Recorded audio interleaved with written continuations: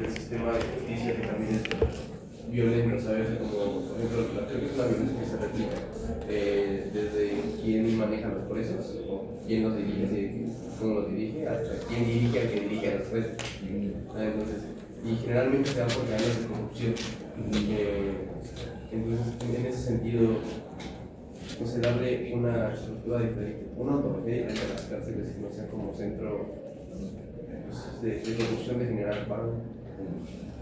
Sí. Es difícil porque la estructura misma es compleja, ¿no? O sea, es algo que en términos reales sirve al sistema capitalista, y si el sistema capitalista es violento, pues la cárcel va a ser violenta. O sea, es digamos como la lógica, ¿no? No recuerdo en qué escrito es que Marx señala y dice, ¿no?, que no hay mejor negocio para el burgués que la cárcel y todo el derecho penal, ¿no? Porque a partir de ahí construye la policía, a partir de ahí construye cárcel, a partir de ahí construye todo un sistema de justicia en particular. Entonces, en términos, o sea, la cárcel por sí misma, digamos, siempre va a tener como esa estructura. Sin embargo, digamos, ya existe, ya el mal existe. Entonces, bueno, ¿cómo tratamos de que ese mal, para las personas que están viviendo ese sistema penitenciario, no sea tan duro? Y ahí es donde se ubican los derechos humanos de las personas privadas de libertad, ¿no? Y ahorita vamos a ir andando con eso. Pero ahorita también me quería detener en lo siguiente. Piensa en esa institución, ¿no? Piensa en la institución de la cárcel como como un espacio en donde, o sea, la violencia es tan grande que las personas que ahí están, o sea, es una institución total. Una institución total en la cárcel. A una institución total me refiero a que la persona que está dentro de la cárcel ha perdido o pierde prácticamente cualquier capacidad de autodeterminación. No comen a la hora que quieran comer. No se visten como se quieren vestir. No deciden sus rutinas. No deciden, incluso, o sea, en qué momento van al doctor o en qué momento no van al servicio médico. No hay una capacidad de decidir absolutamente nada. Se pierde esa capacidad de autodeterminación de la persona, ¿no? Una de las cuestiones centrales de los derechos humanos es la capacidad de autodeterminarse o el derecho de autodeterminación, ¿no? En la cárcel, desde que uno ingresa, se pierde eso. No hay esa capacidad de autodeterminación. Uno no puede decidir dónde dormir, uno no puede decidir qué vestir, uno no puede... Apenas en ciertos espacios se ha ido medio humanizando este sistema penitenciario.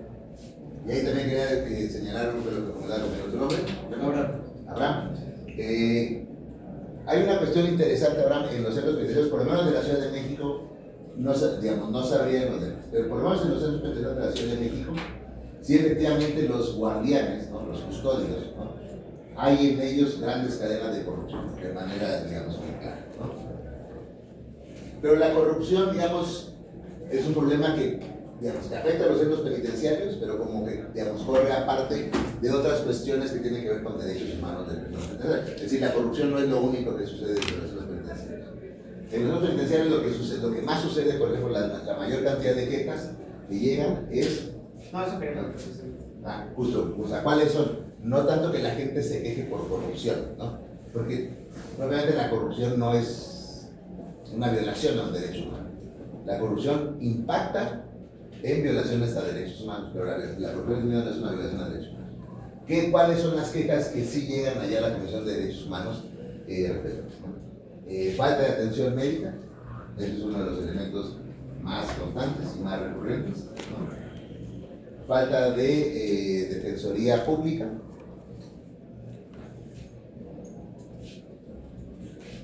y en tercer lugar, ahí sí llegan ya las cuestiones que tienen que ver con golpes, con castigos, ¿no?, con malos tratos, ¿no?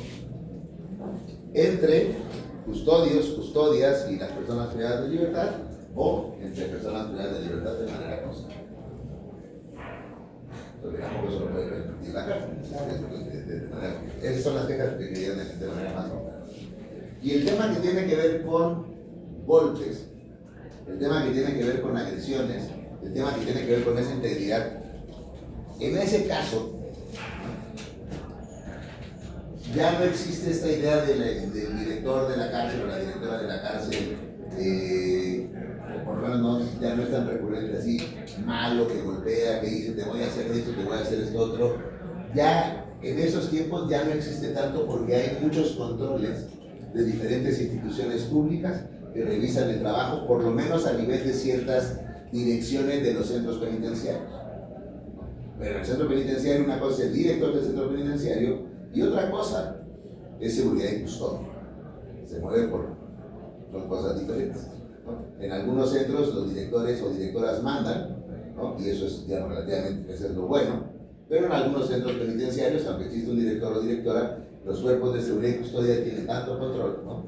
Que ahí sí no hay manera de que... Y ahí es donde, en esos casos, o sea, digamos, más, no tanto ya en la parte civil de los custodios, sino en la parte más que tiene que ver con... Ahí es donde podemos encontrar esas prácticas de golpes, esas prácticas de maltratos, esas prácticas de corrupción. Pero ya digamos a nivel civil de las autoridades penitenciarias, a un nivel civil, es decir, es gente, digamos, preparada, ¿no? Al final de cuentas también es parte de la ciencia social el tema del sistema penitenciario, de cómo administrarlo, ha habido un avance en el penitenciarismo, cómo administrar mejor las cárceles.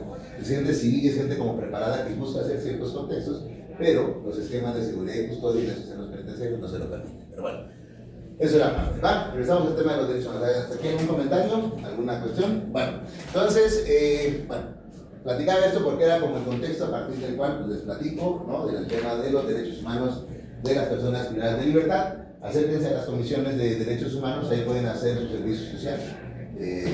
La de, por lo menos de aquí de la Ciudad de México, está ahí en la línea 3, ahí en el Metro Rivero saliendo, ahí está, entonces queda muy cerca de aquí, para que, pues, si están interesados en hacer servicio social y conocer un poco cómo trabajan las instituciones públicas de derechos humanos, pues ese es un muy buen lugar para que puedan conocer este tema, ¿no? Pero bueno, regresamos a este tema. El tema que nos interesa, el tema que estamos por acá, es derechos humanos de las personas privadas de libertad.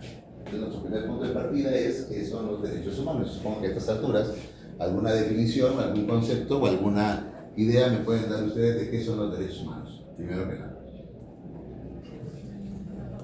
Pues es un conjunto de normas que vela por la libertad, igualdad y dignidad de una persona o un grupo social. Ok, es una manera de entenderlo. Aquí te vamos a clarificar algo más. ¿Alguien por acá? Igual como garantías que tenemos por el simple hecho de ser seres humanos, Okay. y que sobre todo ponen como en el rango más alto la dignidad humana y la protección frente a los abusos sexuales. Muy bien. ¿Alguien más? Tenemos una idea general de lo que son los derechos humanos, o lo que podríamos tener esta idea general, y por eso incluso están en esta materia, ¿no? Bien, tenemos una idea general de los derechos humanos. Vamos a puntualizar un par de cosas de las que dijeron, de manera más precisa, porque pues, para eso estamos estudiando ya la parte de la ciencia, para aclarar ciertos elementos importantes. Cuando estamos hablando de temas de derecho, el derecho no es un conjunto de normas. El derecho es un sistema de normas. Y hay una diferencia importante, ¿no? No podemos entender el derecho como un conjunto porque el conjunto es desordenado, ¿no? El conjunto simplemente ahí están los elementos, se cuentan cuántos son y están ahí. Y entonces pensaríamos que las normas ahí están. Y no es así. El derecho siempre se debe de pensar como un sistema. Un sistema que encuentra, digamos, su unidad a partir de una ley fundamental, ¿no? Que en este caso pues, es la Constitución, como en la mayoría de los estados, ¿no? Pues, esa Constitución, esa ley, que es la ley fundamental, a partir de ella va a determinar qué leyes, qué normas están por encima de otras, cómo se interpretan, cuáles son las reglas de interpretaciones, cómo se solucionan las contradicciones de normas, porque es obvio que en un sistema normativo hay muchas normas que se van a contradecir. Lo que importante es que el mismo derecho tenga un sistema de cómo resolver esas contradicciones, de cómo resolver o cómo llenar las lagunas del sistema jurídico, ¿no? Porque el sistema jurídico, aunque tratan de abarcarlo todo, tampoco alcanza a abarcarlo todo, y entonces hay lagunas en los sistemas jurídicos. Entonces, Cuando hablamos de un sistema, quiere decir que todas esas posibles contradicciones, esas ambigüedades, saber cuál ley es más importante que otra, etcétera, todo eso está ordenado. Entonces, el derecho es un sistema. Y en este caso, los derechos humanos son normas o, digamos, los podemos entender como principios, pero en este caso lo estamos enfocando más al tema jurídico. Entonces, los vamos a entender como normas, ¿no? Dentro del derecho, como sistema, ¿no?, existe una rama en particular de normas, que son las normas que tienen que ver con los derechos humanos, ¿no? Les voy a pedir que me ayuden, si pueden, con sus teléfonos o si están conectados, a buscar la Constitución Política de los Estados Unidos Mexicanos. Si alguien puede buscar la Constitución Política de la Ciudad de México. Y busquen también por ahí una que se llama Ley Nacional de Ejecución Penal. Constitución Política de Ciudad de México. La Constitución Política de la Ciudad de México. ¿Y cuál otra? La Ley Nacional de Ejecución Penal. Ok, entonces, bueno, estamos. Los derechos humanos son parte del derecho, son también principios, son también filosofías, son también cuestiones éticas, pero bueno, son lo mismo, aquí lo estamos entendiendo como normas. Entonces, los derechos humanos son parte del sistema normativo, ¿no?, que existe en nuestro país, ¿no?, y que se establece en la ley, ¿no? En este caso, la ley más importante, que es la Constitución, ¿no?, la Constitución Política de los Estados Unidos Mexicanos. ¿Quién puede leer el artículo primero? ¿Quién no puede leer? ¿De la de la Ciudad de México o de cuál? No, de los Estados Unidos Mexicanos, la Constitución Política de los Estados Unidos Mexicanos. Oye, yo primero dice, en los Estados Unidos mexicanos todas las personas gozarán de los derechos humanos reconocidos en esta Constitución y en los tratados internacionales de los que el Estado mexicano sea parte, así como de las garantías para su protección, cuyo ejercicio no podrá restringirse ni suspenderse salvo en los casos y bajo las condiciones que esta Constitución establece. Ahí ya está la norma, esta norma que es la Constitución, es la ley fundamental del sistema jurídico mexicano. Todo el sistema jurídico mexicano tiene sentido y tiene unidad, porque todas las normas se tienen que fundamentar ahí. Si no están ahí fundamentadas, entonces no hay. Entonces, esa es nuestra ley fundante. Y la ley fundante, nuestra ley fundamental, en el primer artículo de la Constitución, ya está señalando la existencia, el reconocimiento de los derechos humanos. Ya los está reconociendo como una norma. Y aquí viene la siguiente aclaración, ya aclaramos por qué no era conjunto sino sistema, y lo segundo viene en este aspecto. ¿Cuál es el título? El título de arreglita del artículo primero, ¿cómo dice? Dice el capítulo primero de los derechos humanos y sus garantías. De los derechos humanos y sus garantías, entonces no son lo mismo. Hay una cosa que es diferente. ¿Quién sabe cuál es la diferencia?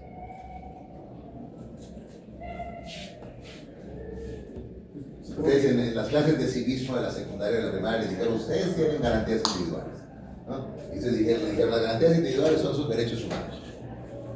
Pero luego van a meter a la universidad y se enteran que no, era así, que una cosa son los derechos y una cosa son las garantías. Sí, pues está muy relacionado con la idea del conjunto, porque las leyes no tienen sentido precisamente si no existe quién las aplique, quién las interprete y cómo se administren. Y en ese orden de ideas, creo que la diferencia está en que tenemos, o sea, esos derechos están muy bonitos en la Constitución, pero las garantías es como, pues, ¿quién los va a defender? Y creo que ahí es donde entran las instituciones, en este caso como la Comisión Nacional, la Comisión Local de Derechos Humanos, que son quienes un poco, en teoría, pues van y no sé, ahora nos contarás más un poco el trabajo del visitador, pero pues van y verifican, o oye, me pasaron como esta denuncia, y ahí un poco mi tema está en que quizá muchas veces no existe como un carácter vinculante, ¿no?, entre las recomendaciones o las sugerencias que por ejemplo puede llegar a ser la comisión, y por ejemplo lo que a veces muchas víctimas piden es como esta garantía de no repetición. O sea, cómo nosotros desde el Estado podemos, o desde las instituciones, podemos ofrecer esos mecanismos que nos protejan y nos desamparen, porque si no, o sea, la ley puede estar muy bonita y todo, pero si no hay quien nos haga valer esa ley. reconocible. Justo por ahí es el sentido de la respuesta, ¿no? Lo de la cuestión de los vinculantes o no, digamos, al final ya de la discusión me recuerdo que no se me olvide comentarlo, pero ahorita no porque me voy a desviar, ¿va? Pero bueno, digamos, lo que quería señalar justamente va en ese sentido, ¿no? Los derechos y las garantías se distinguen de esa manera. Los derechos los tenemos por el hecho de ser personas, se reconocen los derechos, ¿no? Existen los derechos, ¿no? Las garantías son los mecanismos que el Estado va a crear para proteger y garantizar, bueno, para la redundancia y garantizar, pero para proteger y respetar esos derechos humanos. Tienen que ser esos mecanismos institucionales, ¿no? O sea, ¿de qué me sirve que el Estado me diga que cualquier derecho, ¿no? El artículo 16, ¿quién lo lee, por favor? El artículo 16 de la Constitución, de la política de los Estados Unidos mexicanos.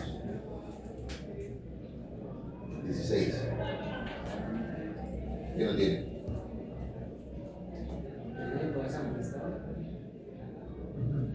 El artículo 16 de la Constitución Política garantiza. No, pero es el ¿qué dice el artículo? El artículo directamente, ¿qué dice? Ajá. ¿Quieres que lo lea? Dice: nadie puede ser molestado en su persona, familia, domicilio o papeles o posesiones, sino en virtud de mandamiento escrito de la autoridad competente, que funde y motive la causa legal del procedimiento. Ahí nada más, ok, ¿no? Ahí dice que nadie puede ser molestado en su persona, familia, posesiones, papeles, etc., ¿no? Ahí está el principio, ¿no? Es el derecho, nadie puede ser molestado. Yo tengo derecho a mi privacidad, tengo derecho a mi espacio, ¿no? En donde no puedo ser molestado por la autoridad, salvo por mandamiento escrito que funde y motive. Eso es como el punto aparte. Pero eso no puede ser. Si soy molestado, ¿qué pasa? Ahí es donde tienen que entrar los mecanismos, ahí es donde tienen que entrar las garantías para que se puedan hacer valer esos derechos humanos. No quiere decir que la garantía sirva de manera automática. Si ya me agarró el policía y me empieza a basculear, pues ya no vamos a, no es que yo saque la garantía y ya, esa es la garantía. No, o sea, ya valió, ¿no? O sea, no hay manera de que eso suceda, ¿no? Lo que va a pasar es que, bueno, ya me detuvo el policía y a lo mejor me registró sin que yo pudiera hacerlo, ¿no? La ley, pues no, o sea, no puede actuar en ese momento como superhéroe, sino que el derecho lo que va a establecer son mecanismos para que si esa detención se hizo de manera arbitraria y no apegada a la ley, ¿no? Yo como persona, principalmente ese es el sentido, yo como persona pueda ser reparado. Y en su caso, como parte de la reparación, hay garantías de satisfacción, y esas garantías es que la persona que me detuvo pueda ser sancionada conforme a los procedimientos de esta. Bueno, eso está bien. Pero lo principal es que lo que se va a buscar es que se me repare el daño. Para eso sirve la garantía. La garantía no puede evitar así en ese momento, salvo en algunos casos, decir, la violación a ciertos derechos de la persona, ¿no? Bueno, si tengo una orden de aprehensión y yo me amparo, entonces ahí sí puedo evitarlo. O sea, el juicio de amparo es también una garantía, ¿no? Si yo creo que yo cometí algún delito, o yo creo que alguien me está poniendo una denuncia en mi contra por alguna razón, yo puedo ir con un juez o jueza y pedirle que me proteja, ¿no? Para que no se vaya a violar mi debido proceso, y entonces, bueno, ahí sí se puede evitar. Algunas garantías sí podrán evitar que haya la violación de derechos humanos, pero otras no. Entonces, para empezar, la diferencia de lo que era derechos humanos y garantías. Regresamos al tema en particular de los derechos humanos. Ya sabemos lo que son los derechos humanos. Son esos derechos que tenemos todas las personas, ¿no? Y que permiten tanto el ejercicio de las libertades como un cierto grado de bienestar. Puede leer el segundo párrafo del artículo primero de la Constitución, por favor. Segundo párrafo del artículo primero. Sí. Leer el tercer párrafo, el tercero, perdón. Dice: todas las autoridades en el ámbito de sus competencias tienen la obligación de promover, respetar, proteger y garantizar los derechos humanos de conformidad con los principios de universalidad, interdependencia, indivisibilidad y progresividad. En consecuencia, el Estado deberá prevenir, investigar, sancionar y reparar las violaciones a los derechos humanos en los términos que establezca la ley. Okay. Ahí lo que nos está estableciendo la Constitución ya son ciertas reglas sobre cómo se tienen que interpretar y cómo se aplican los derechos humanos en ciertos casos y en ciertos contextos. todas las normas, ¿no? Todas las normas, siempre las normas, ¿no? Se interpretan, no hay norma, ¿no? Que se pueda o que se aplique casi tal cual, siempre va a haber un proceso de interpretación, y una de las cuestiones que se señalan es que la interpretación de las normas de derechos humanos tiene que entenderse bajo 4 principios, ¿no? Que son muy importantes, y para todo el tema de derechos humanos esos 4 principios siempre se tienen que tener como presentes. El principio de universalidad, interdependencia, indivisibilidad y progresividad, pero en este caso me detengo más en el principio de universalidad de los derechos humanos. ¿Cómo entendemos este concepto de universalidad de los derechos humanos?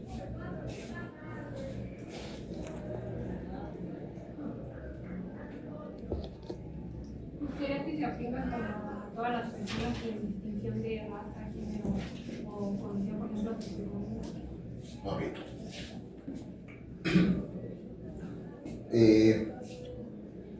Eso, digamos, lo podríamos entender en principio del derecho. La universalidad quiere decir que todos los derechos son para todas las personas. ¿Okay?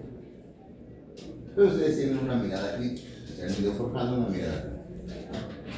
Si yo les preguntara o les dijera cómo podemos explicar, entender, relacionar ese principio de universalidad con el colonialismo occidental.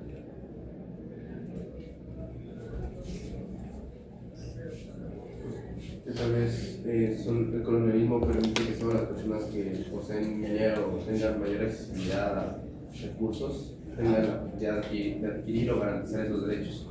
Contrario de personas que no generan tanto dinero, pues es más oscuro o más lento el sistema para garantizar los derechos. Bueno, hay un elemento ahí importante que es, o sea, esta mirada crítica de entender cómo funcionan o cuál es la lógica de ciertos derechos humanos y cierto discurso de los derechos humanos en el contexto capitalista y en el contexto colonialista. Los derechos humanos, si los entendemos así nada más, son un mecanismo colonizador, porque son una mirada occidental. ¿Cuándo se crea la Declaración Universal de los Derechos Humanos? 45, sí. 48. La Carta de Naciones Unidas es del 45, la Declaración Universal es de 1948. ¿Quién hace esa Declaración Universal de los Derechos Humanos? ¿Quién hace? La ONU. ¿Cuántos eran la ONU en ese momento? Somos Estados Unidos. Y bien poquitos, ¿no? Y entonces la primera pregunta ¿es un valor universal o son universales los derechos humanos? ¿No? Y ahí hay se abre una discusión, ¿sí? Porque efectivamente sí significan y sí son valores universales. Es decir, lo que queremos, el derecho a la integridad personal, ¿no? Es decir, el derecho a no ser violentado en cuanto a mi integridad física, ¿no? Es universal, pues se aplica para todas las personas. Pero eso no quiere decir, ¿no?, que no haya ciertos sesgos, por ejemplo, culturales, en cómo entendemos el dolor, o cómo entendemos ciertos elementos, o cómo entendemos el daño de ciertos cuerpos, ¿no? Se habla del derecho a la libertad económica. El derecho a la libertad económica no es algo que se pueda ejercer libremente, porque para eso depende del capital. Es un derecho que se sesga a partir de eso. Entonces, ¿dónde está la universalidad de los derechos? Y la otra es, hay ciertos derechos universales, pero ciertas condiciones de desigualdad histórica han hecho que esas personas no puedan ser sujetos de sus derechos, ¿no? Existían derechos humanos desde, o pues, digamos, aceptemos la Declaración Universal de 1945, desde 1945 hay derechos humanos. Todas las personas en el mundo están gozando de los derechos humanos en ese momento. Los gozaron en ese momento. ¿Qué pasa con ciertos grupos?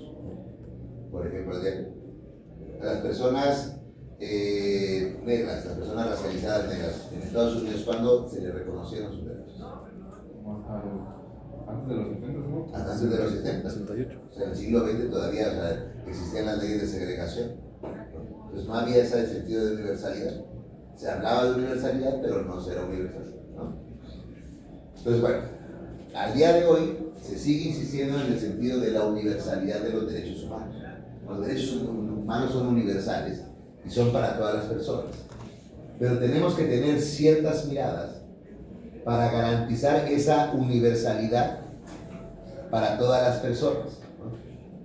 Y si yo trato igual a personas que son desiguales, resulta en una mayor injusticia. Entonces resulta que para que se logre esa universalidad de los derechos humanos, yo tengo que aplicar enfoques transversales e interseccionales para garantizar que los derechos lleguen a todas las personas. Estos enfoques diferenciados o transversales, ¿no? Lo que hacen es decir, a ver, tenemos un ejemplo, ¿no?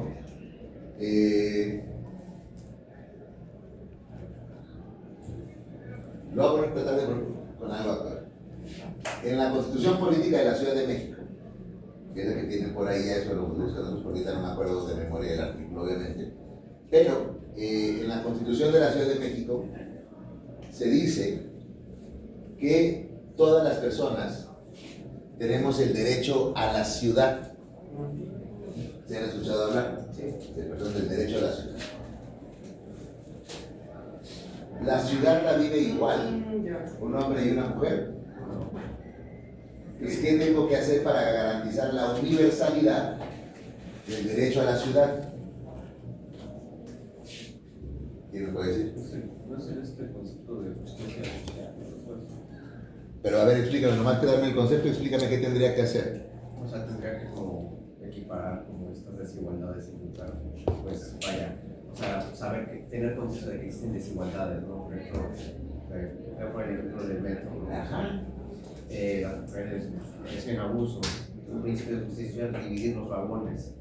Pues, ella ya igual, o sea, como sabiendo que hay una desigualdad por la propia condición de esta, digamos, vulnerabilidad de las mujeres. De desigualdad en la que están viviendo.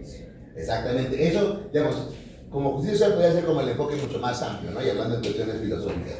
En términos más técnicos que actualmente se utilizan, incluso más para metodologías de las ciencias sociales, es un enfoque de transversalidad, un enfoque de género o un enfoque de interseccionalidad. Y es decir eso, a ver, si existe, como les decía, este derecho que además es uno de los derechos de más vanguardia, etcétera, de lo que se discute más, el derecho a la ciudad, ¿no? Es un concepto y además si lo desarrollan es un gran concepto, ¿no? Porque implica que todas las personas tenemos que tener ese derecho de poder acceder a cualquier parte de la ciudad, ¿no?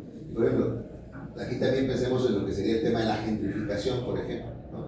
Cómo algunas personas tienen acceso a ciertas partes de la ciudad y están excluyendo a otras personas de ese acceso a la ciudad. Si yo no tengo esas miradas transversales o esas miradas interseccionales, entonces no puedo distinguir esas diferencias. Yo ponía el ejemplo del caso del derecho a la ciudad y la vivencia que puede tener una mujer en la ciudad y en la vivencia que tiene un hombre en la ciudad. Entonces yo no puedo establecer las mismas reglas. Tengo que establecer una serie de reglas como la que todos conocemos, que son los vagones exclusivos, ¿no? Para decir, como hay ciertas condiciones de desigualdad histórica, estructurales, culturales, en las cuales todavía vivimos en una sociedad machista y violenta, ¿no? Que hace que las mujeres puedan correr más riesgos en la ciudad. Yo voy a tomar medidas para garantizar que en la ciudad, ¿no?, se les dé esta cierta atención. Así es como entendemos ahora este enfoque de la universalidad de los derechos humanos, ¿no?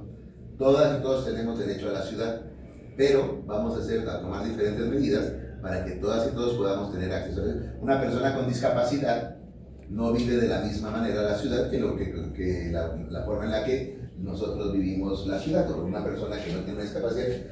Entonces tenemos que hacer ajustes, políticas públicas, ¿no?, presupuestos diferenciados para atender ese tipo de situaciones. ¿Me van siguiendo? ¿En duda por acá alguna duda o no? Bueno, en ese mismo sentido, digamos, o con esa mirada, ¿no?, es que tenemos esta diferenciación de derechos, que aquí en la Ciudad de México la Constitución política lo ha ya, digamos, establecido a nivel constitucional de la Ciudad de México y lo desarrolla de la siguiente manera. ¿Tienen la Constitución política de la Ciudad de México? ¿Quién la tiene allá? Sí, está. ¿Está? La de la Ciudad de México. La pueden encontrar ahí. El artículo 11, por favor. Esta es un poco larga, así que tarden en encontrar, pero es el artículo 11 de la Constitución Política de la Ciudad de México.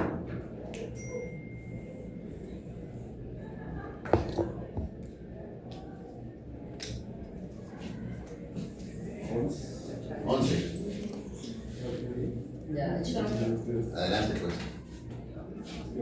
bueno, dice: La Ciudad de México garantizará la atención prioritaria para el pleno ejercicio de los derechos. ¿Puedes leer el título? Ciudad incluyente. Ciudad incluyente. Artículo Ese artículo está en un capítulo de la Constitución que lleva por título Ciudad incluyente. ¿Ok? Ahora sí. A. Grupos de atención prioritaria. La Ciudad de México garantizará la atención prioritaria para el pleno ejercicio de los derechos de las personas que debido a la desigualdad estructural enfrentan discriminación, exclusión, maltrato, abuso, violencia y mayores obstáculos para el pleno ejercicio de sus derechos y libertades. ¿Puedes leer ese párrafo nuevamente, por favor, para entender esta parte?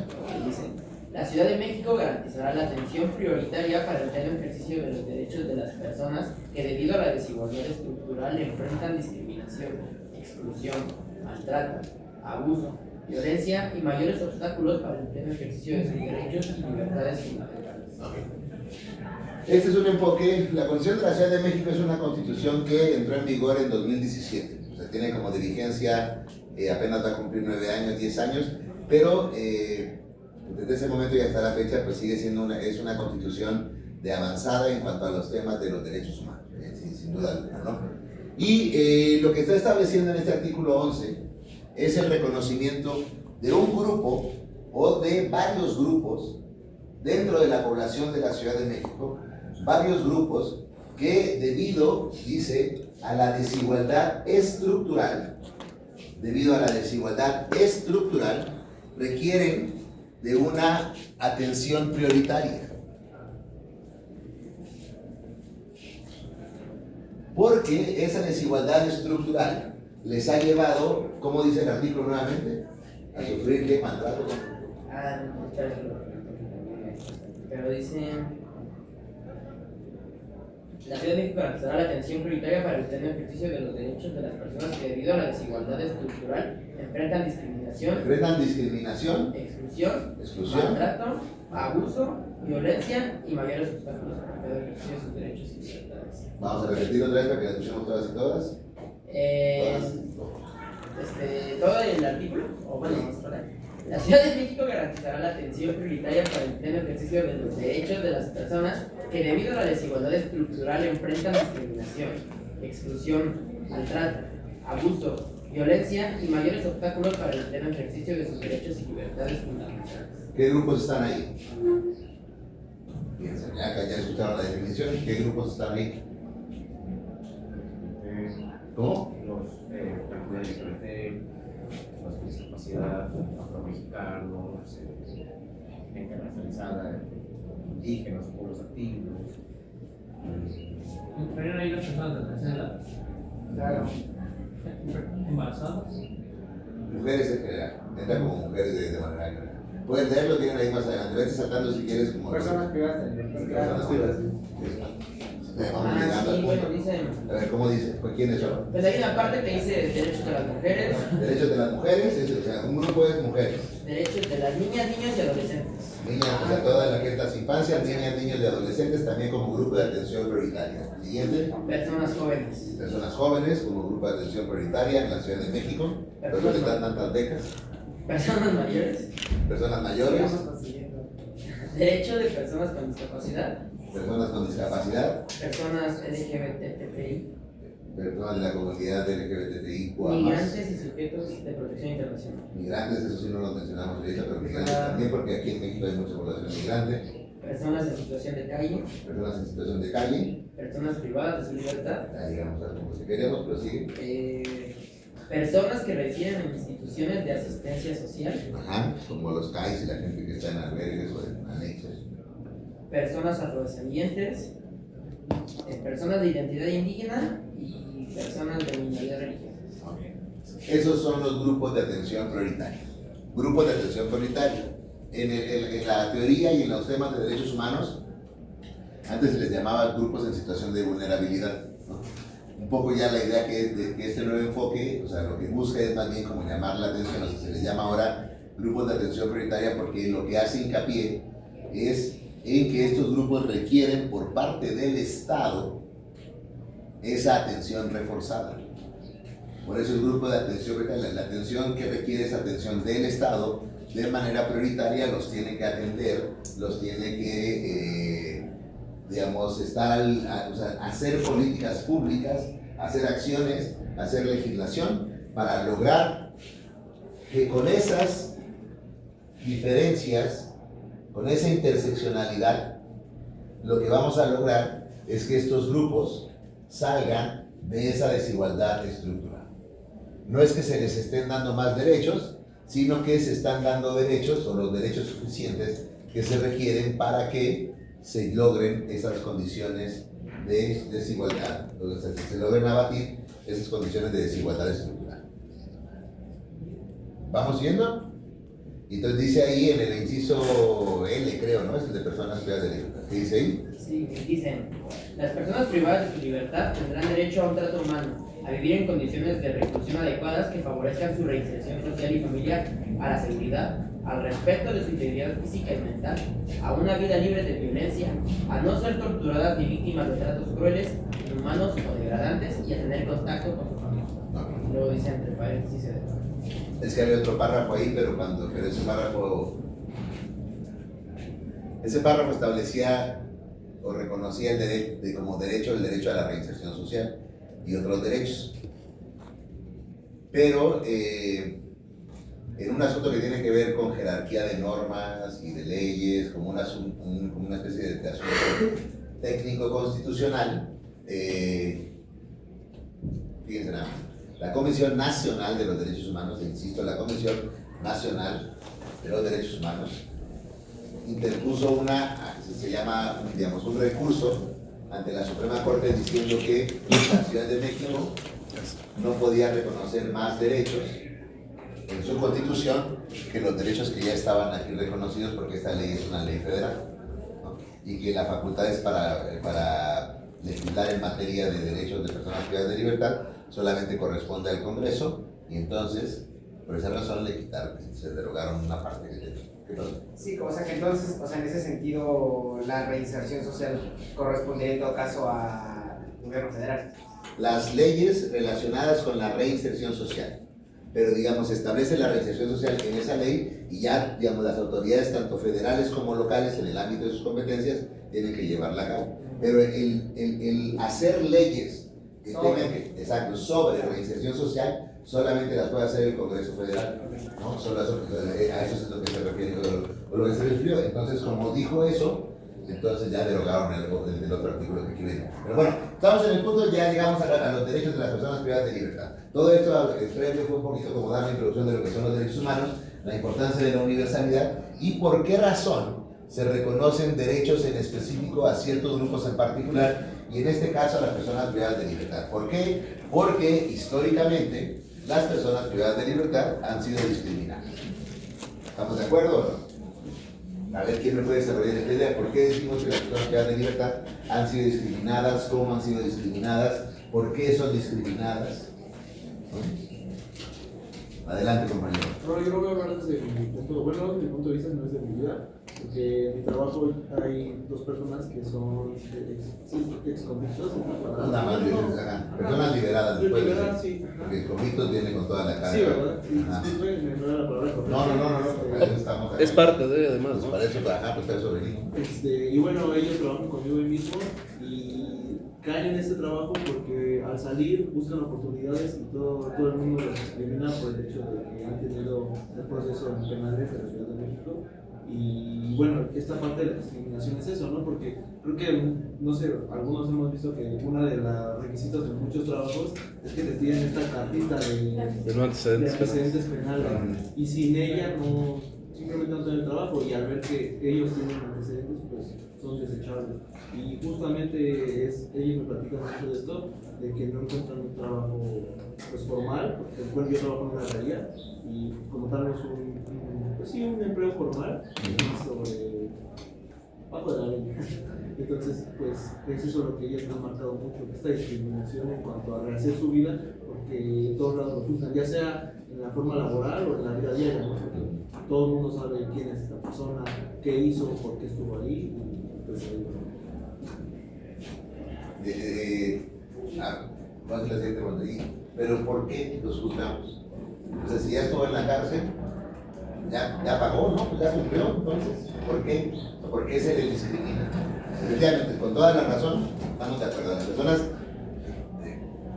Son dos momentos, eso es importante decirlo. Estamos hablando ahorita de la discriminación de personas privadas de libertad en privación de libertad. El que tú me estás poniendo es un ejemplo también que es válido y viene en consecuencia, que es la discriminación ya por el estigma de haber estado en privada de libertad. Ese ya viene como consecuencia. Pero digamos, sí, ¿por qué? O sea, la cuestión es ¿por qué se mantiene un estigma? ¿Qué es lo que estamos cuestionando? ¿Por qué le seguimos discriminando? Un poco quiero que desarrollen como esta idea, ¿no? Por ahí atrás había levantado la mano o ya no. Sí, es que también, bueno, quería comentar que bueno, hay un problema de que en las cárceles pues no, tampoco hay tanto, bueno, yo creo que tal vez hoy en día un poco más, pero no había tanta como programas para volver a reinsertarse a la sociedad, y también ese es un gran problema porque también desde perspectiva de personas conocidas que han estado en centros de salud, salen todavía peor, literal, pues porque las cárceles también hemos bien sabido que pues no tienen el control al 100% de estas, y esto solo pasa que cuando llega alguien joven o mal maleado, pues solamente sigue cometiendo los mismos delitos que puede hacer dentro de él, y cuando sale ya no cambia esa forma de pensar, y es muy difícil que quieran cambiar, porque pues tengo casos de unos conocidos que pues para ellos es muy normal lo ven como trabajo esto de robar, y no pasa nada si encierran a algún familiar, si alguien de la familia se va, dicen pues es trabajo, y ya cuando salgan sigue trabajando. Entonces ahí es donde también entra esta cuestión de que en realidad en las cárceles pues no tampoco se está tratando de hacer lo que deberían de hacer. Y lo cual también muestra que hay un descuido por parte del Estado y las cárceles no le importan, que hay una discriminación. Pero volvemos al punto aquí, yo lo que quiero decir es ¿por qué discriminamos? Incluso históricamente había un estigma, ¿no? Digamos, pues en los feudos pues, había como leyes que directamente, pues fue ratero. O sea, ya digamos, se institucionalizó esa discriminación con lo dice muy bien, ¿no? En los sistemas penitenciarios, tienen una carga directa, ¿no? ¿Cuál es el origen de la cárcel? ¿A quién metieron a la cárcel primero? Por acá.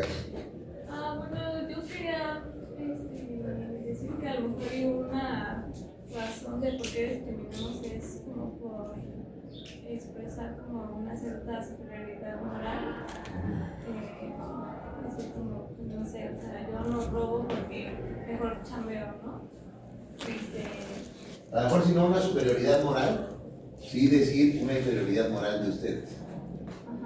Eso es un poco más el sentido, ¿no? ¿Quiénes eran los que digamos, las primeras normas, según nos va platicando por ejemplo Foucault, es quiénes son los primeros a los que van destinados las primeras normas? Los locos. Los locos, los pobres, los que no se adaptan, ¿no? A la sociedad, exactamente, los que no producen, los vagos, los que no están trabajando en una fábrica, etc. Todos ellos son a los que mandan de entrada a las cárceles, y ahí es cuando surgen las cárceles, ¿no? Y sí, efectivamente también mandan uno que otro que cometía delitos, y ahí viene también un vínculo de la cuestión del delito con el pecado. Son pecadores, ellos hicieron cosas malas, y si hicieron cosas malas, por lo tanto, si se van a la cárcel, pues se lo merecen, ¿no? Porque son personas malas, ¿no? Pero los van a tratar mal en la cárcel, pues ¿para qué hicieron mal? Pues modo que los traten bien, dicen, modo que sea un hotel, ¿no? La gente tiene la idea de que como ya hiciste mal, vas a la cárcel no a reinsertarte, Te castigan. a castigo. ¿Quién nos da? Es a castigar también. Es a castigar. Tenemos esa noción de la cárcel como castigo. ¿Y qué queremos cuando queremos castigar? Pues es eso. Por eso no le importa, nunca le han importado al Estado las cárceles, y por eso no hay esta idea de reinserción social. Y por eso, si la gente lo está, digamos, hay esta cuestión cultural de son los delincuentes, ¿no? A eso me refería con esta cuestión cultural. Y tenemos una construcción cultural del delincuente como la persona mala, como en este vínculo hacia, también con el catolicismo, con la religión, de que quien comete es una persona pecadora y entonces necesita una penitencia, ¿no? La palabra penitenciaría viene de la penitencia, y la penitencia era justo esa pena por incumplir esos principios de moral, ética, y entonces ahí es donde están. Entonces los consideramos como personas malas. Por eso yo creo que ahí es donde sí se mantiene el estigma, ¿no? Como que la gente dice, ah, tú ya eres malo, o ya hiciste una cosa mala una vez, eres malo para siempre. No hay una posibilidad, y pocas veces la sociedad cree en esta posibilidad de la reivindicación o de la reinserción social, ¿no? Quien comete un acto una vez, la sociedad pocas veces le da la chance de revertirlo, ¿no? Se lleva con ese estigma, ¿no? O sea, si uno dice, a ver, yo robo, ¿no? Si yo robo y me mandan a la cárcel y estoy 5 años en la cárcel, pues ya no, o sea, robé, me sancionaron, cumplí mi sanción, pues ya estuvo, ¿no? O sea, como y no, es ya robaste, y como robaste una vez vas a robar siempre, pues ya no te voy a dar trabajo, ¿no? Porque ¿cómo voy a confiar en ti? ¿No? Entonces viene esa carga, ese estigma, y es una carga cultural, ¿no? Que además las cartas, estas famosas cartas de antecedentes no penales, están prohibidas, no se podrían pedir. En realidad las siguen pidiendo, o sea, una cosa es lo que dice el derecho y otra cosa es lo que pasa en la realidad, pero jurídicamente y en cuanto a las cuestiones de derechos humanos no está permitido que te pidan esas cartas porque son efectivamente un elemento de discriminación, ¿no? Entonces, o sea, se les discrimina a las personas privadas de libertad, se les discrimina culturalmente y además estructuralmente, ¿no? Y por estructuralmente ya me refiero propiamente a cómo son las cárceles y cómo son los sistemas penitenciarios, ¿no? Todos esos sistemas, ¿quién de aquí conoce cárceles o no conoce cárceles? O sea, sí de conocerlas dentro, ¿no? Ah, sí, sí. Sé un poco. Un poco más allá del manejo, es en la misma estructura, o sea, en la misma cuestión. O sea, piensen en términos de presupuesto. ¿Cuánto presupuesto, cuánto dinero público creen que se dedican las cárceles para programas de reinserción? Y esa es por un lado la pregunta, ¿cuánto dinero público se da a las cárceles para temas de reinserción? Y lo segundo es, ¿cuánto dinero público la sociedad estaría dispuesta a dar para las cárceles para que tengan mejores condiciones? Creo que es algo importante que no hemos mencionado en la clase, pero por lo menos hasta donde sea aquí en la Ciudad de México, los centros penitenciarios son administrados por la Secretaría de Seguridad Ciudadana, si no te lo han entendido como una subdivisión, ¿no? Y por lo tanto los custodios, creo que hay como un cuerpo policial en particular, ¿no? Para los sistemas penitenciarios. Eso por una parte, que la Secretaría de Seguridad Ciudadana no es que ande descalza, ¿no? Es de las secretarías que más recibe presupuesto.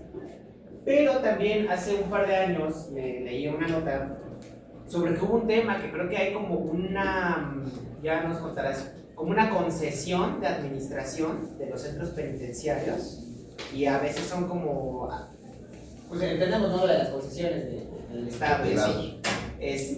Y había como unos privados, pero hubo ahí un tema de, no sé si fue aquí en la Ciudad de México o en otra parte del país, y entonces no sé si el Estado retiró la concesión, porque eran así de que millones de, o sea, muchísimo, o sea, es un business muy grande el tema de la administración penitenciaria. Aquí en la Ciudad de México no hay concesiones privadas, esas las llevó a cabo Felipe Calderón, las secciones de Felipe Calderón, y son sobre todo hacia centros federales, son los centros federales que tienen concesiones, entonces aquí en la Ciudad de México. Y en la Ciudad de México había un esquema interesante porque las cárceles las administraba hasta hace 5 años, más o menos, las administró la Secretaría de Gobierno de la Ciudad de México, la Secretaría de Gobierno, y apenas hace como 3 o 4 años pasó a la Secretaría de Seguridad Ciudadana. Estaba, digamos, la parte que uno dice, bueno, estaba un poco mejor con Secretaría de Gobierno, porque no tiene un enfoque tan policial, porque justamente hace como tema de reinserción social, o se veía un poco más la reinserción social. Ahora ya lo administra efectivamente la Secretaría de Seguridad Ciudadana, ¿no? La que es quien administra. Y la pregunta es, o sea, justo como aquí enfocado, es decir, a ver, ¿cuánto dinero público, o sea, creen que justamente las cárceles pueden llegar a tener? ¿Cuánto estaríamos dispuestos como sociedad a decir, a ver, vamos a dedicarle cuánto presupuesto, ¿no?, a las cárceles, ¿no? Porque, ¿qué va a pasar? Pues lo que va a pasar es, a ver, voy a construir hospitales para personas privadas de libertad. No, ¿Por qué no? no, o sea, eso es lo que se pensaría, ¿no? Ah, exacto, pero ¿por qué no lo pensaría la gente? ¿Por qué diría no? Son la escoria de la sociedad. Ajá, ¿no? ¿Por qué les va a dar hospitales? No, pues tenemos que tener más cosas, tenemos que mejorar los drenajes y el sistema de agua de los centros penitenciarios. Yo estoy pensando más en esa lógica de que son personas improductivas. Que no pasa que pues, mientras menos dinero le demos mejor, que ahí se van a quedar, ¿no? Entonces ese es el otro tipo de discriminación estructural. Entonces efectivamente no hay por parte del Estado, que tiene la obligación de hacer estos derechos universales, como una mirada diferente y decir vamos a ver cómo reforzamos, ¿no?, esto para lograr que haya un mayor proceso. Porque normalmente hasta la gente no va a querer que se le dé dinero a las personas privadas de libertad, ¿no? Si una persona privada de libertad sale a un hospital, a urgencias, la gente que está en urgencias va a dejar entrar a la persona privada de libertad antes que ellos. No, bueno, ¿por qué lo atiendes a él, no? Es un delincuente. Ajá, porque a él, ¿no?, sí, él es delincuente. Entonces, eso es. Y eso es muy importante también de verlo con este grupo en particular. O sea, pues ahorita hablamos de grupos de atención prioritaria en general, ¿no? Pero este grupo en particular tiene esas características. Porque en los demás grupos, o en la mayoría, o sea, en los otros grupos, por ejemplo, cuando se habla de población o comunidad LGBTIQA+, ¿no?, cuando se habla de los derechos de la mujer, incluso cuando se habla de derechos de infancia o incluso de personas con discapacidad, hay muchos grupos sociales o organizaciones que ustedes han ido conociendo que reivindican esa lucha, ¿no?, y que dicen yo soy afromexicano, yo soy afro, y entonces me reivindico y soy sujeto de derechos. Yo soy población indígena y lo digo de manera orgullosa, ¿no? La marcha del orgullo LGBT, ¿no? Por ahí andaban también organizaciones de personas con discapacidad señalando también sus temas de orgullo y decir yo soy una persona con discapacidad y se dice públicamente. Personas de libertad, no hay orgullo. No hay, ¿conocen organizaciones? Se les pregunta a lo mejor de organizaciones de derechos indígenas, organizaciones de periodistas, organizaciones que defienden el debido proceso, etc. Podemos encontrar muchos colectivos y colectivas de población LGBTIQA+, hay muchísimos, ¿no? Pero es difícil encontrar organizaciones que se dediquen a defender a las personas privadas de libertad. No hay orgullo en eso. No vemos marchas, porque es una condición vergonzante. En la manzana, o sea, no hay como esa condición, ¿no? Y entonces, ¿quiénes son quienes se dedican mucho a la defensa de los derechos de las personas privadas de libertad?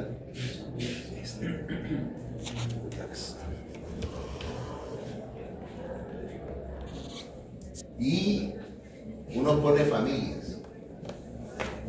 Pero si yo les digo, describan esa familia, ¿quién va a ser de la familia? ¿Eh?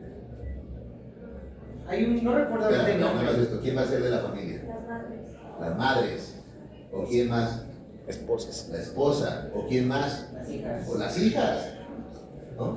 No, o sea, digamos, ponemos familia, porque, pero en realidad son las mujeres. Esa es una perspectiva. Justo por eso es importante estos enfoques de interseccionalidad y de transversalidad para empezar a ver esas diferencias entre los derechos, ¿no? Cuando meten a una persona privada de libertad, o sea, cuando meten a una persona a la cárcel y se vuelve una persona privada de libertad, hay una afectación directamente a esa persona, pero todo su vínculo familiar se va a ver afectado. Y esa persona que está privada de libertad va a requerir cuidados. Cuidados. ¿Y quién va a dar esos cuidados? La familia. Pero normalmente no es ni el papá, ni el esposo, ni los hijos, sino que en el 90% de los casos van a ser las mujeres, las mamás, las esposas y las hijas las que están yendo constantemente. Por eso, cuando se habla de derechos de personas privadas de libertad, no se puede dejar de ver que también deben de existir y empiezan a ser reconocidas y reconocidos derechos de familiares de personas privadas de libertad.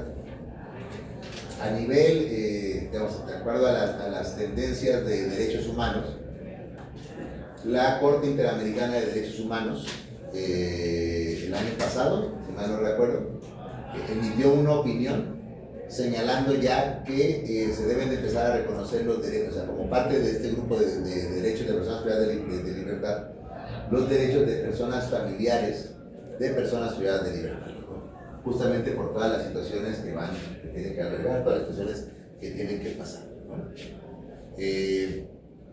Entonces, porque no hay muchas organizaciones civiles que se dediquen a ese tema, no las hay, ¿no?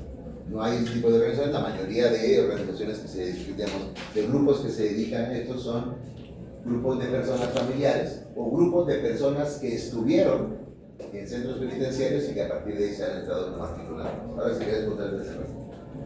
Bueno, dos cosas. La primera, no sé, hay un docu, no recuerdo, pero igual habla sobre esto, ¿no? Sobre el proceso de lo que implica para las familias y que sí está muy ligado a la connotación del sistema económico productivo, porque cuando existe una persona privada de la libertad, pues es como un ingreso menos que deja de llegar a la casa. No, un ingreso más, y, o sea, y además muchos gastos más, no solamente el ingreso menos, sino la cantidad de gastos que se van a tener que generar. Le dicen vulgarmente por ahí el hotel más caro del mundo, ¿no? ¿Sabrás? Y muestra como un poco este proceso, ¿no? De justo retrata en el caso de una chica que está en Santa Marta y la van a ver su chavito como de unos 6, 7 años y el papá, ¿no? Y pues es triste, o sea, te conmueve, te dices, chale, como un morrito tendría que estar pasando por eso, o sea, el hecho de que no tengas su mamá, todo esto que la división estructural. Y por el otro lado, me gustaría preguntarte, Paul, pues, pero ahí en ese caso, ¿pero por qué no sería mejor, o sea, digamos, en ese caso no sería mejor que el niño estuviera con su mamá? Es que hay casos, ¿no? Pero también creo que hay cierta edad, un límite que tiene que salir el niño, ¿no? No sé si la persona privada de la libertad, no sé si depende, ahí hay como, valdría la pena matizarlo. No, matematizarlo es que te da como uno de los, así en específico, ya hablando de derechos de personas privadas de libertad, uno de los derechos especiales que tienen las mujeres privadas de libertad es el derecho a que su hija o hijo viva con ellos dentro del centro penitenciario. Ese es parte de sus derechos fundamentales. O sea, es un derecho muy específico, y ni siquiera es para todas las personas privadas de libertad, sino para las personas, en este caso, no conozco todavía que haya un reconocimiento de una persona gestante que haya tenido a su hijo en algún otro centro. En el caso de la Ciudad de México son solamente los centros femeniles donde mujeres que reconocían como mujeres tienen a sus hijas y sus hijos y están en el centro penitenciario con ellas. Pero hay un límite de edad. Hay un límite de edad, pero aquí tenemos una diferencia. Esta Ley Nacional de Ejecución Penal, dice que tiene que ser a los 3 años. Y por una cuestión de ahí de que existía una ley, pero no impugnaron, entonces la ley quedó vigente, y en este tema quedó vigente en específico. Las leyes de la Ciudad de esta ley nacional dice que son 3 años. La ley de la Ciudad de México dice que son 6 años.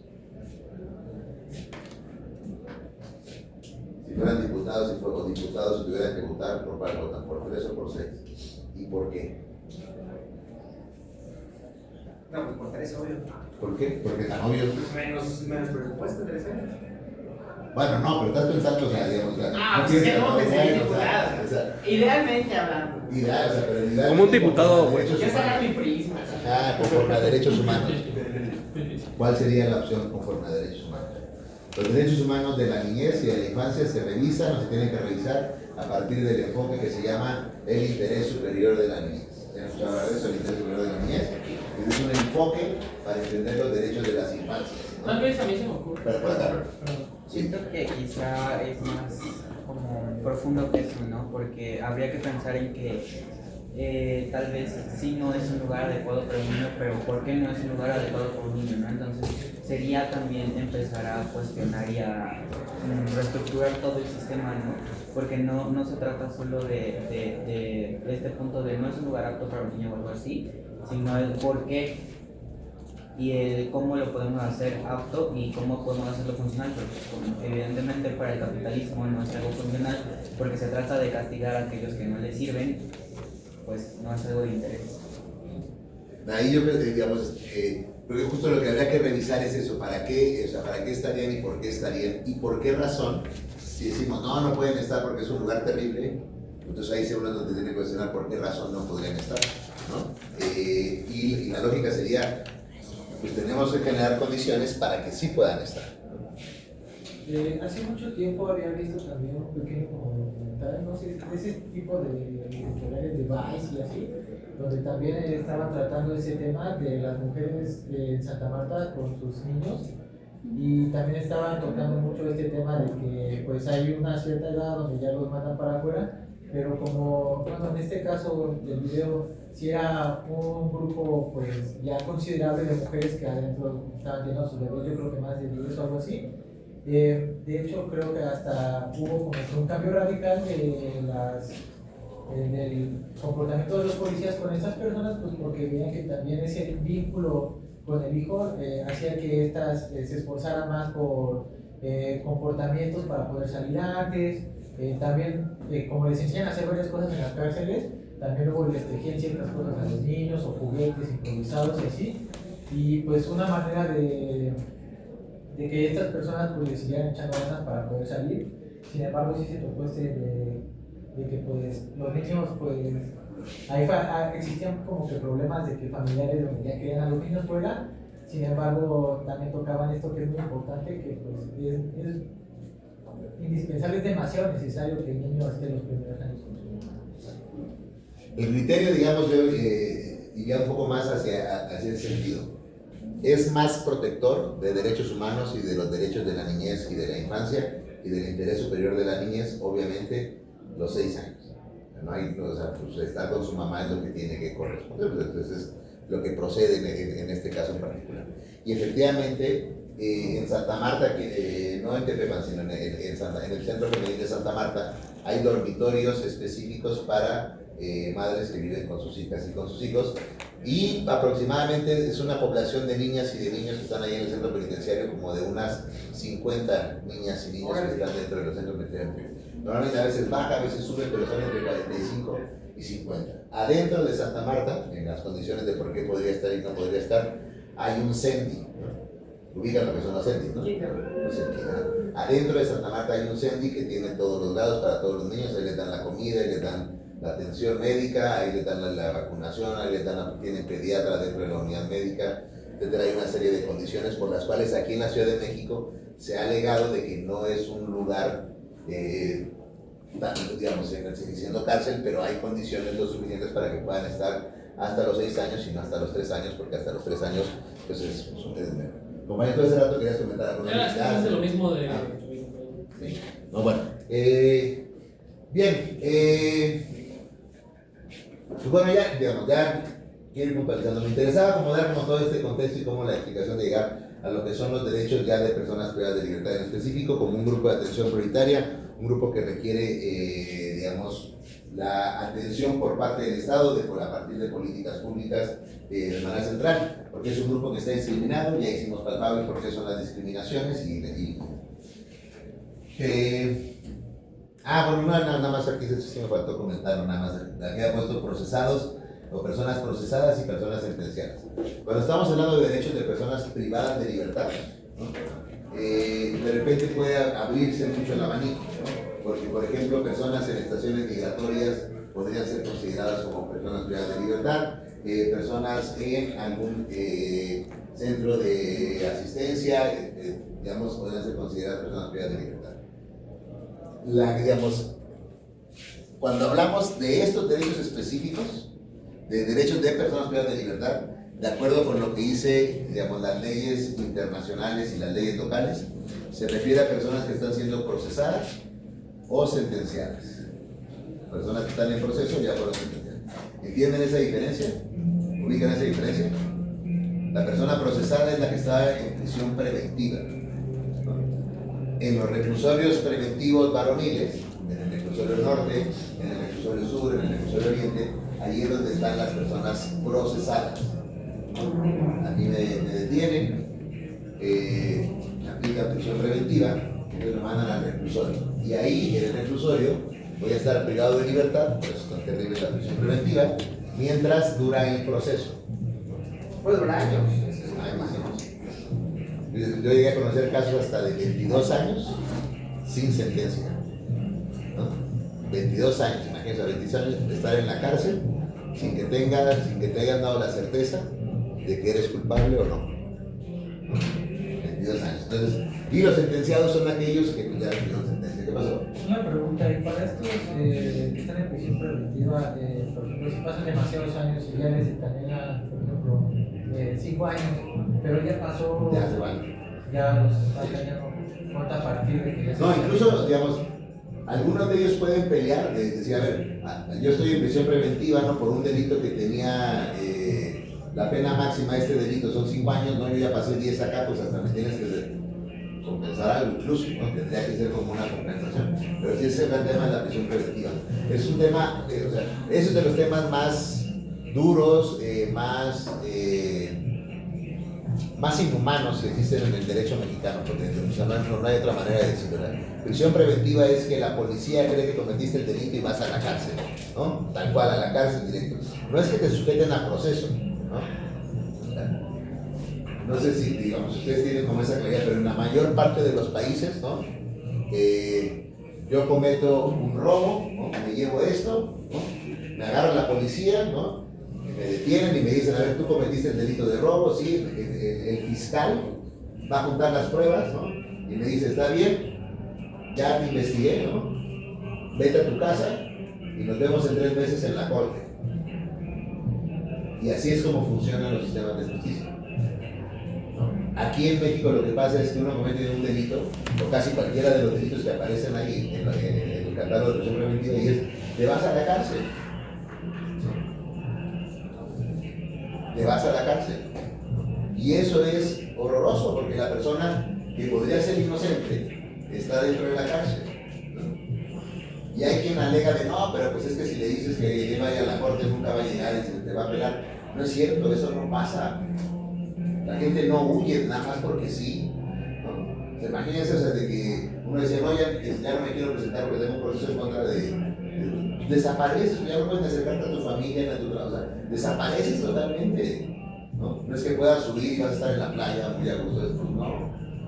Si te dicen tal día tienes que llegar al proceso, la gente va a llegar y te van a juzgar, pero aquí en México no se hace eso, porque hay un catálogo de delitos donde si cometes un robo, donde si cometes un homicidio, te mandan directo a ser procesado y puedes estar ahí años hasta que te dan la sentencia, ¿no? Los sentenciados son aquellos ya que requieren como una sentencia en particular. Bueno, ya nada más para comentarles la parte del derecho positivo, ¿no? En dónde están no los voy a repetir todos, nada, voy a dar algunos ejemplos, pero si ya ustedes quieren ya como tema de investigación, como tema particular, el ver cuáles son los derechos humanos de las personas privadas de libertad, se encuentran establecidos a nivel nacional, aquí en la Ley Nacional de Ejecución Penal.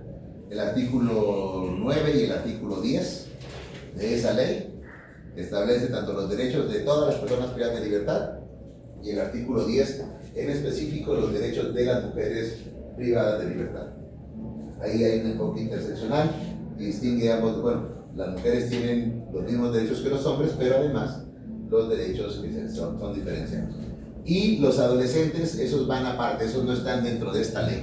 Hay una ley nacional del sistema de justicia para adolescentes, que esa corre aparte, que afortunadamente no tiene un enfoque punitivista, o sea, no hay muchos adolescentes en los centros especializados, o sea, en estos 4 centros especializados de adolescentes de los que hablábamos, debe haber aproximadamente en toda la Ciudad de México, como unas 60 personas. O sea, no hay adolescentes que estén en estos especializados porque el tipo de justicia que se ha creado con la justicia para adolescentes es más restaurativa, es más como tratar de preparar, ¿no? Y es más de tratar de entender el proceso, pues, o sea, de no ver al adolescente como como un delincuente, sino ver como un adolescente sujeto de derechos y de protección.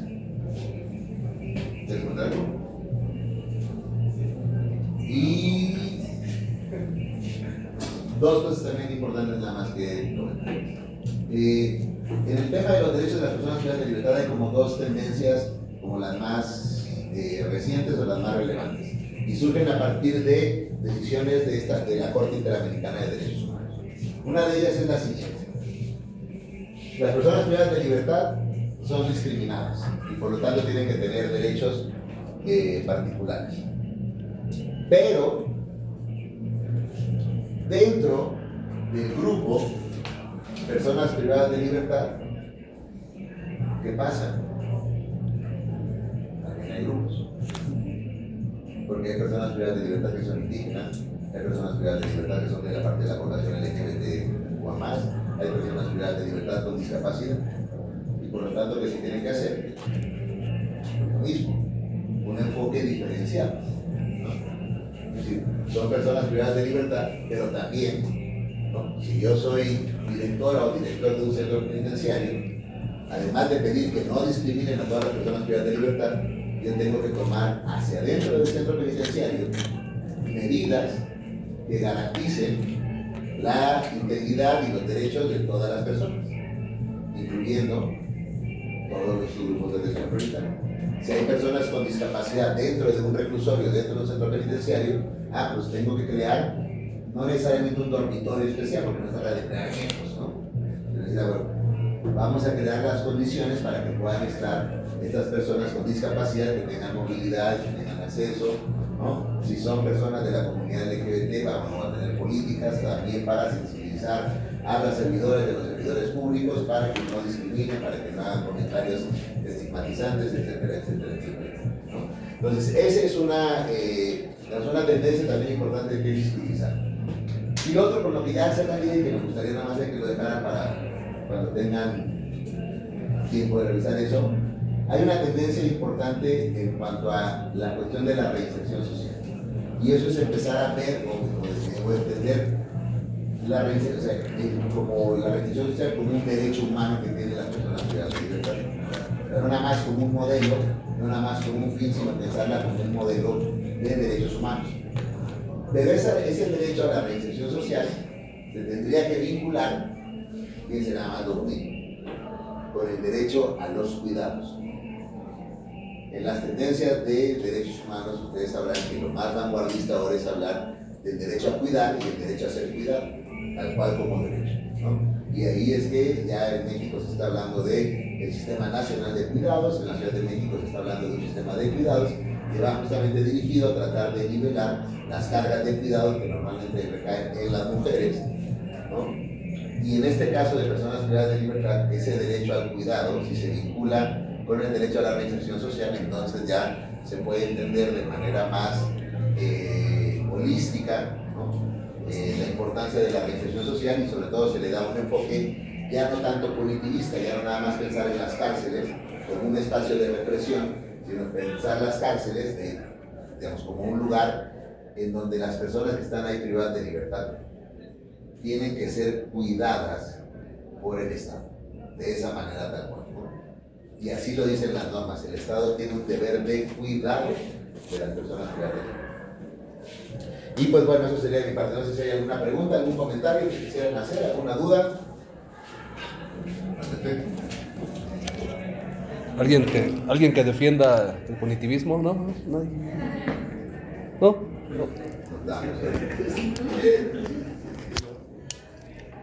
Bueno, es que aburrido. Se quería que alguien defendiera el punitivismo y se armara un debate así, chido, bueno. Más duro. Ajá. Pues